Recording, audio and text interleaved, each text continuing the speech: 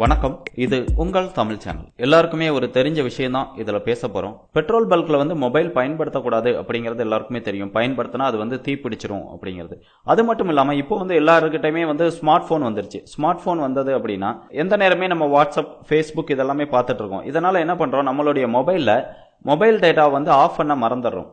இந்த mobile data ஆன்லயே இருக்கிறதுனால அந்த மொபைல்ல இருந்து வெளியே வரக்கூடிய எலக்ட்ரோ மேக்னெட்டிக் ரேடியேஷன்னால நம்ம பெட்ரோல் போடும்போது அந்த பெட்ரோல் ஆவியாகி வரும்போது இந்த 2 நாளே என்னாகும், அந்த பெட்ரோல் தீப்பிடிக்கிறதுக்கு ரொம்ப வாய்ப்பு அதிகமா இருக்குது. அந்த மாதிரி நடந்த ஒரு நிகழ்வை தான் இந்த வீடியோல நாங்க காட்டுறோம். இந்த வீடியோ பாத்தீங்கன்னா கடந்த வாரம் 23ஆம் தேதி நடந்த நிகழ்வு தான்.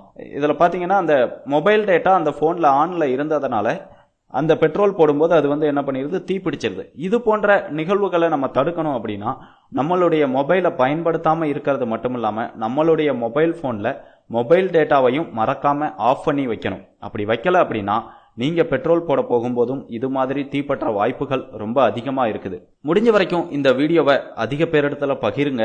உங்களுடைய பகிர்வால எதிர்காலத்துல நடக்க போற ஒரு விபத்தை தடுக்கிறதா கூட இருக்கலாம். மேலும் இது போன்ற பல விழிப்புணர்வு வீடியோக்களை பார்க்கணும் அப்படின்னா யூடியூப் தமிழ் சேனலை மறக்காம சப்ஸ்கிரைப் பண்ணுங்க.